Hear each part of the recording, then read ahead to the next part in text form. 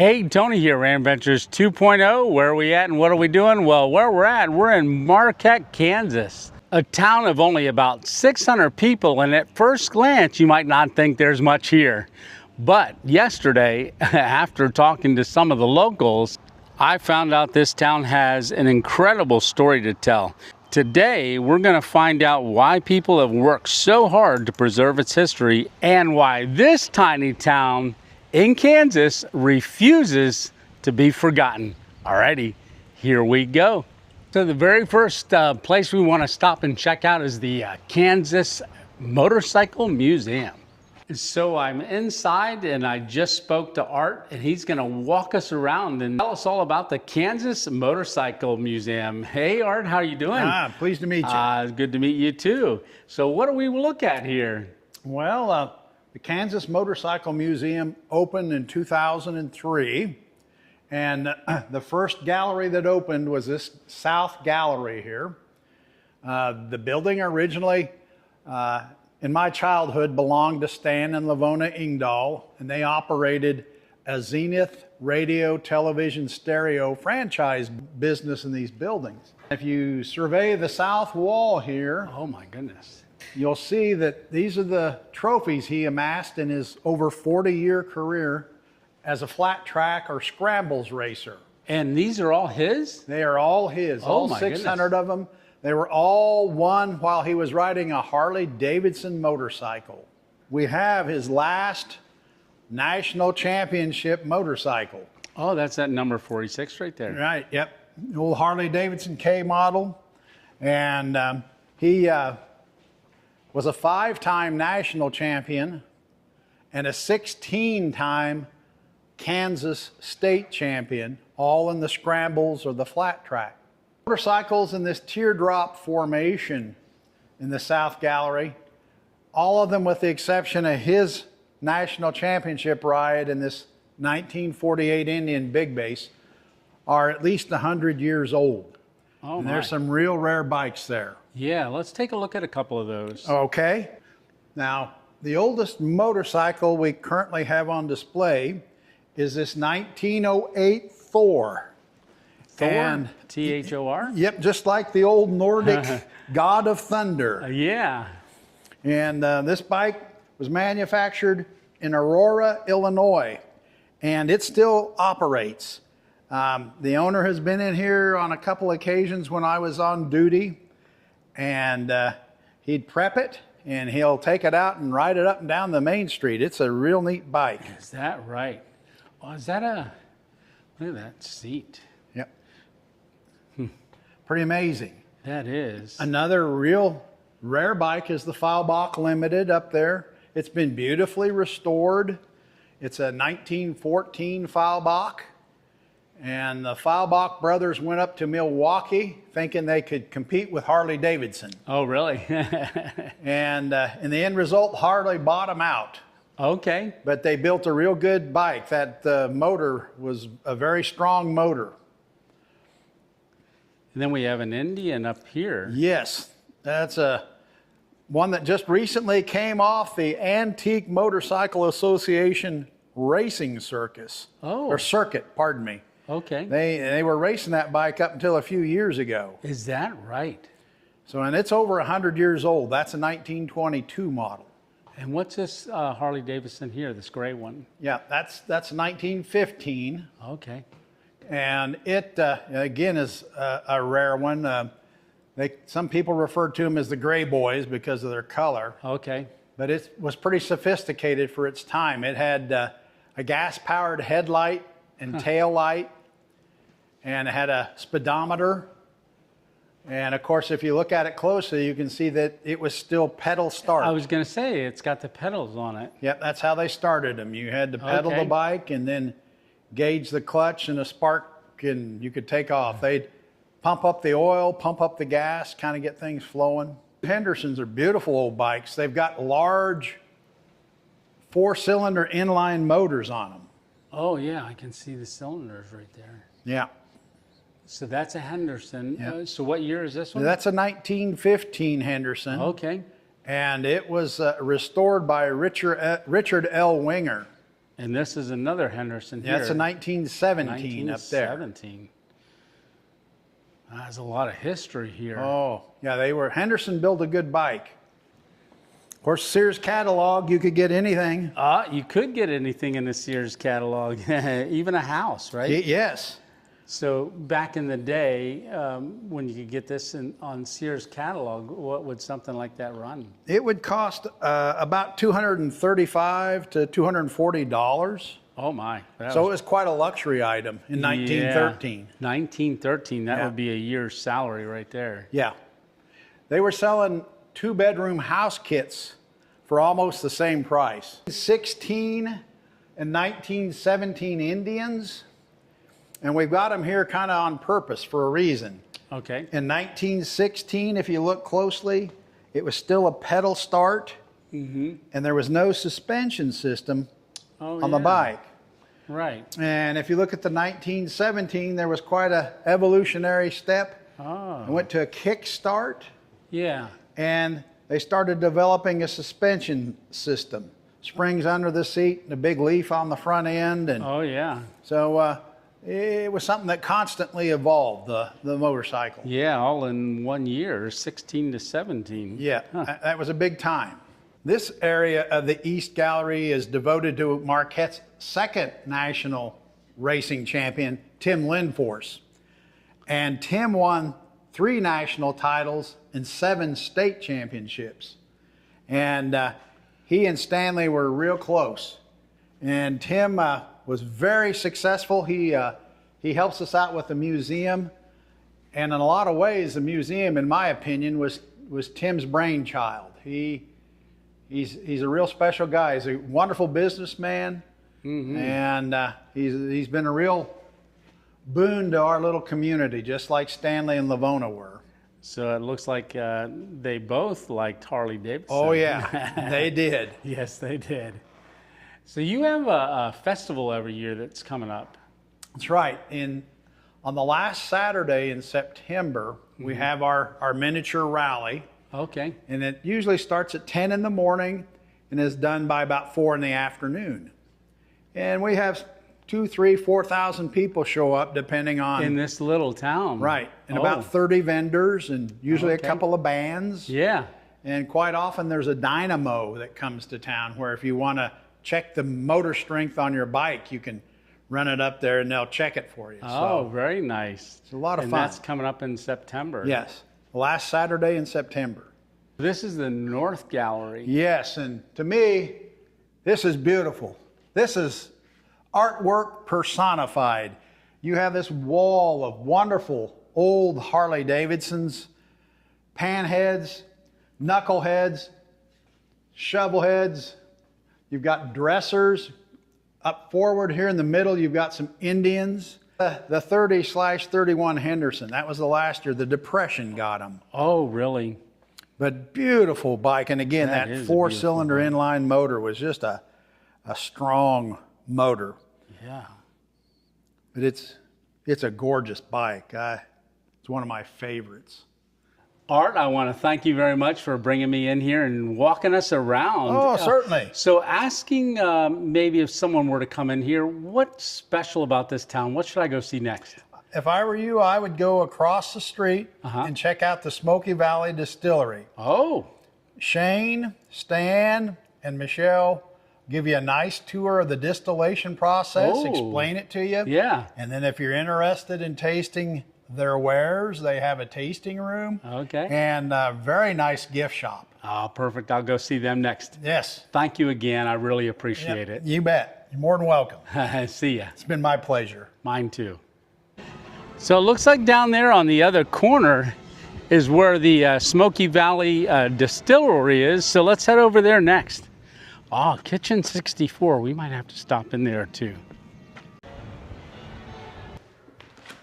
We just entered the Smoky Valley Distillery, and this is Shane, and he's going to show us around the place real quick. Hey, Shane, thanks a lot. I really appreciate you taking the time to do this. No problem. Well, glad you're here.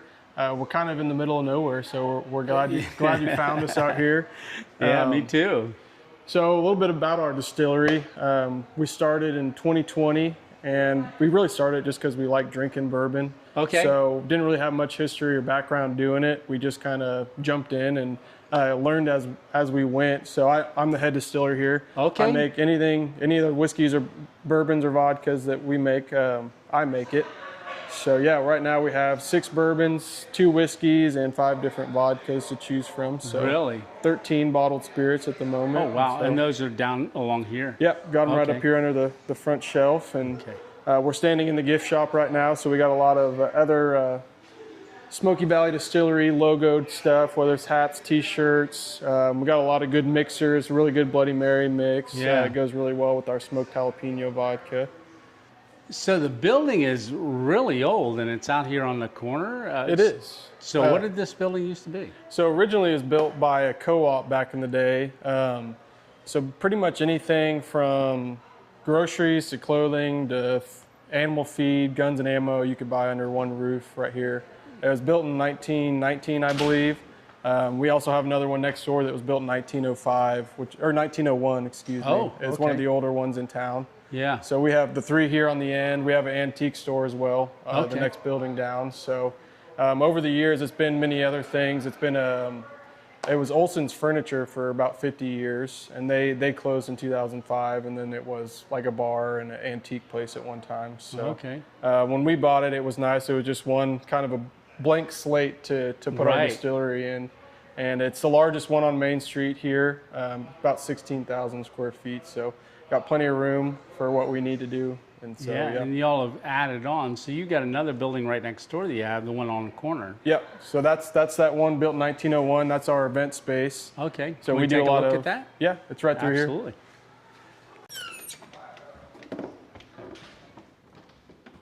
Oh, wow. This is a big area. So yeah, we do a lot of live music or rent it out for parties or weddings or whatever you need a big space for, big meetings. We do that too.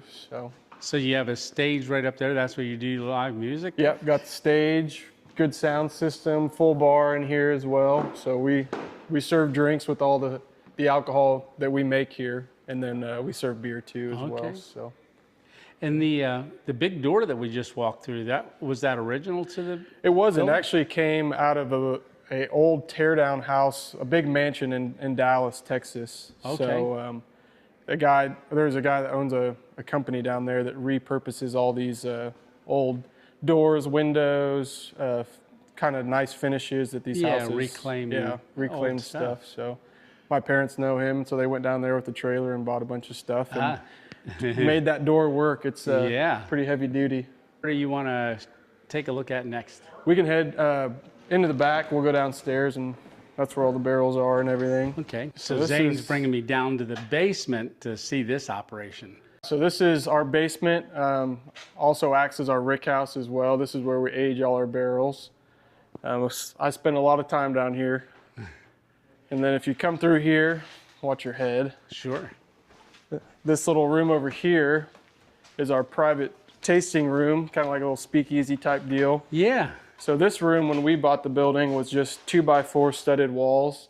And it was that way because this is where they used to tan all the cattle that they processed in this building. Oh, is that So right? it was a full meat locker as well as a grocery store. Yeah. So there's this little curb you can see around the outside. They had some salt solution. And some of the old timers told me that they would just lay a hide down, cover it, lay another one, cover it, and let it sit down here for Okay. X amount of days till it was all cured.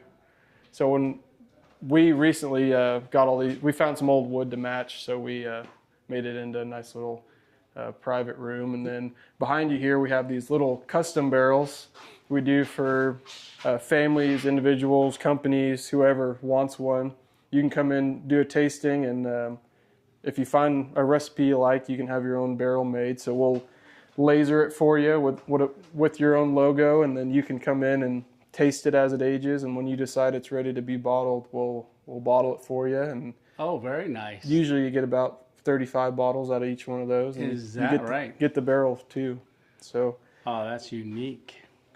and a lot of local farmers are actually taking the grain that they raised on their own farm, Right. and they bring it in. So it's all, I make it for them, but they grew the grain, and so it's really, really cool. We had a 150th family reunion So they did a barrel for that. Turned out really cool. Oh, that is really cool. That's a great option there. Mm-hmm.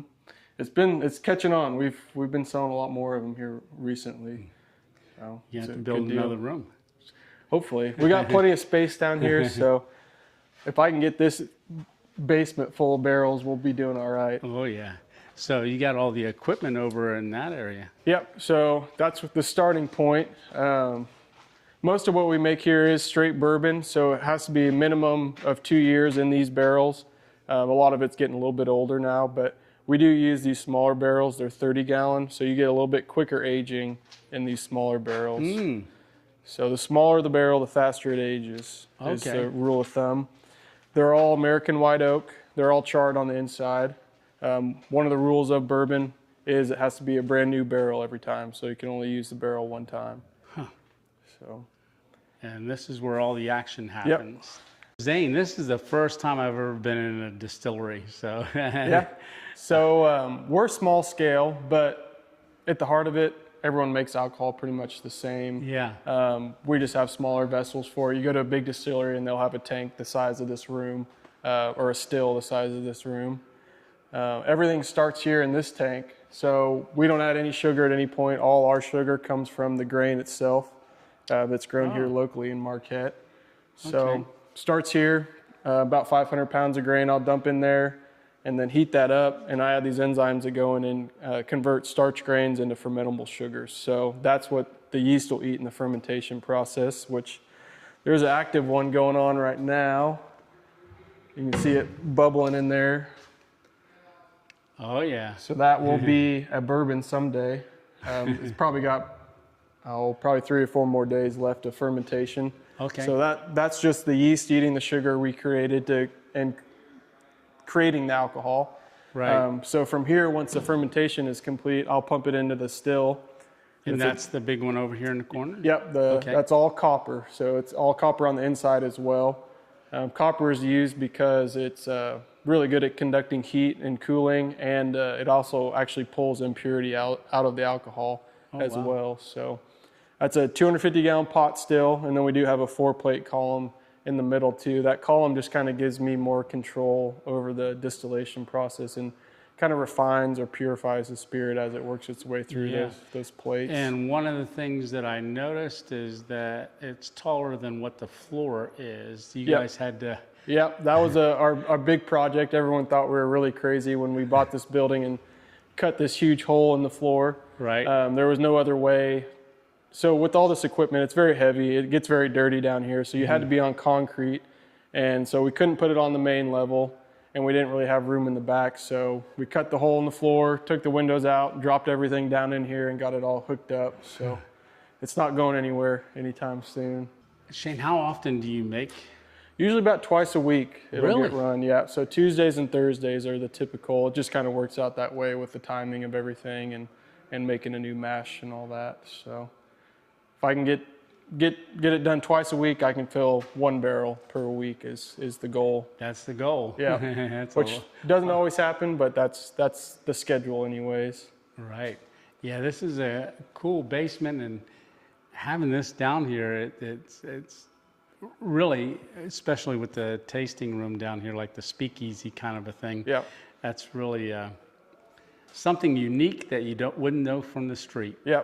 People get real excited when you come down to the basement and they see all the barrels, and just kind of the feel of it down here is it kind of takes you back in time a little bit with all the sandstone walls, and people really enjoy it down here. Okay, so what else do we got? We got anything else? I think that's the main gist of it. It takes about a week to make the alcohol, but then the minimum of 2 years in the barrel, so that's a real waiting game, but it's definitely worth the wait, because I think we got some pretty good spirits, especially the bourbons are quite tasty. So, but yeah, I think that's perfect. That's the gist of it. We'll go ahead and head upstairs. Is there a place that you think I should go next? I think City Sundries would be a cool place to check out. Yeah, it's old school soda fountain, homemade ice cream, all that. So yeah. Okay. It's a cool place. Who should I ask for over there? Chris is the one that owns it, so she'll probably be working. All right. She'll make you a sandwich or whatever, and some of that she has some really good homemade ice cream. I had like a coffee cake one last week. Is that right? It was really good, yeah. Oh, wow. Yeah, I'll have to ask her about that. Yeah. All right, Shane. Well, thank you very much. Yeah, no problem. I'm going to have you lead me up there. Yeah. Okay, good deal. So we're right across the street from Smoky Valley Distillery, and we're coming over to City Sundries. So they are open. They got all kinds of stuff. Let's take a look inside. But before we walk inside, see this here? It's a historical walking tour. It says was tour. So every single building that I've seen so far has that QR code along with a number, and that will tell you about what was the building and what was in there, all up and down this street. On, I think I've seen one on every building I've looked at. So you can scan that code, find out what the building was, and learn a little bit more. So you got a whole walking tour. And then on the buildings, like right above the here and also across the street there, pictures of famous people, and there's a number underneath one of those. And number 15 is Ethel from the Lucy Show. But those are all famous Kansans that are associated with Kansas. Everything from Dwight Eisenhower to Ethel and a whole bunch of them. So there's a whole paper that goes down through every single name on there. So let's get inside of here. All right, so this is City Sundries. So 1901, this used to be a pharmacy, but they've been selling ice cream here since 1901.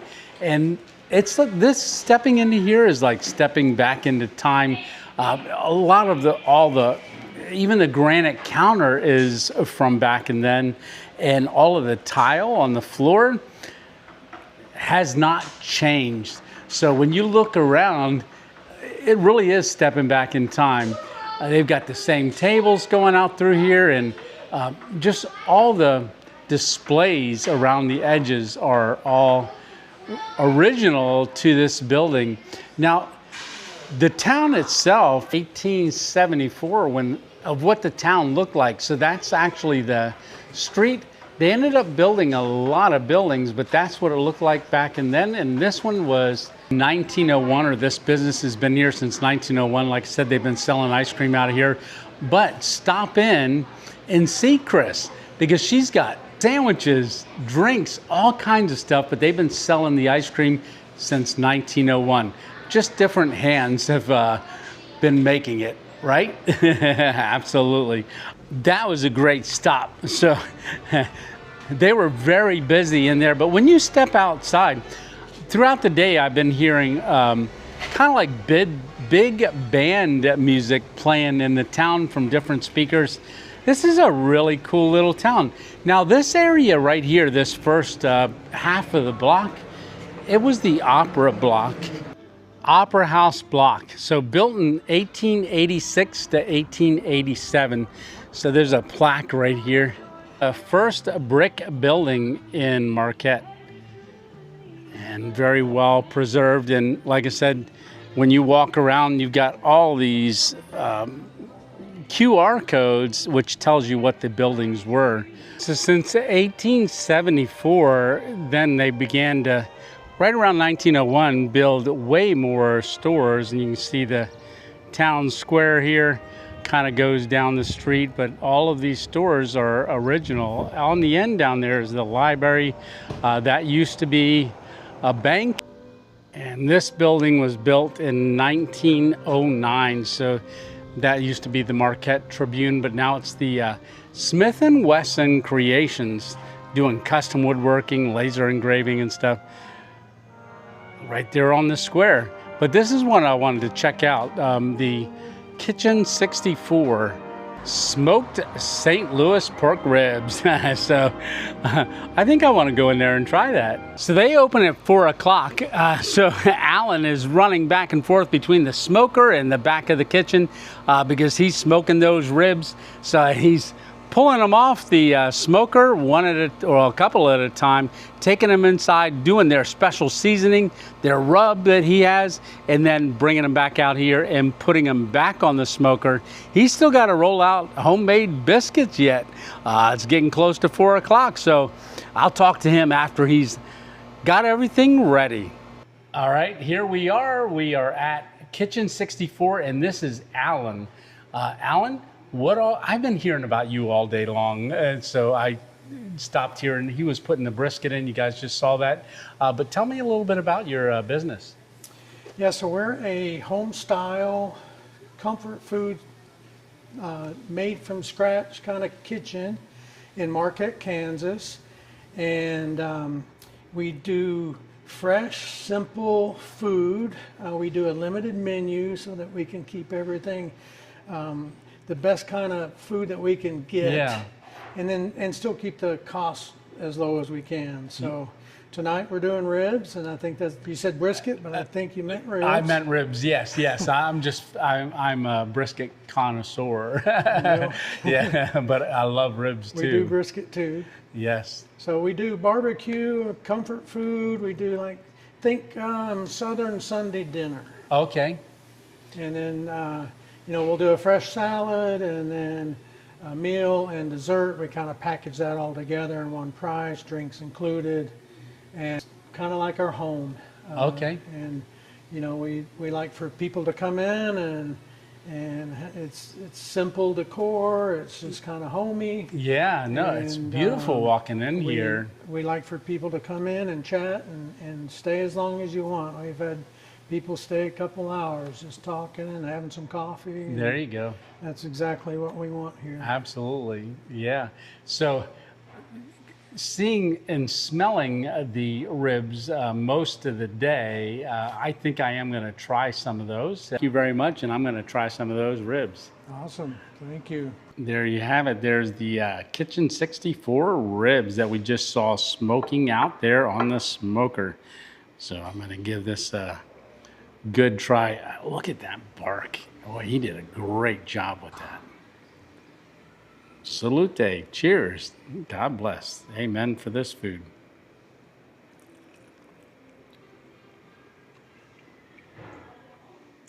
Wow. So he was telling me that you can get sauce with these, but he does a rub. That rub is amazing. Oh, that is really good. Well, I'm going to finish this up. I'll talk to you once I walk out of here because I got to concentrate. This is too good. Oh, that was amazing. So I told Alan, I said, whatever you're doing with that rub, keep doing it because that's golden. He said, that's 30 years of making bad barbecue and 10 years of making good barbecue. So glad we got here on the 10-year stretch. I'll tell you what, I have had a tremendous experience here in this little town. I didn't even show you half of the stuff. There's a whole museum right over there. There's more shops, more stores right here. There's even a zoo out the road, not too far from here. So, well, I got to get on to the next random adventure. So thanks a lot for coming along. And remember, it's just one adventure at a time. And if you can't get out and have your own adventure, keep coming along with me. Man, that place is filling up. All right, I'm glad we ended it with that. Get out here if you get a chance. And if you never get to get out here, I want to say thanks a lot for coming along and sharing this random adventure with me. All righty, Tony 2.0. See you on the next random adventure. Where are we going to be at? I have no clue. Until next time, see ya.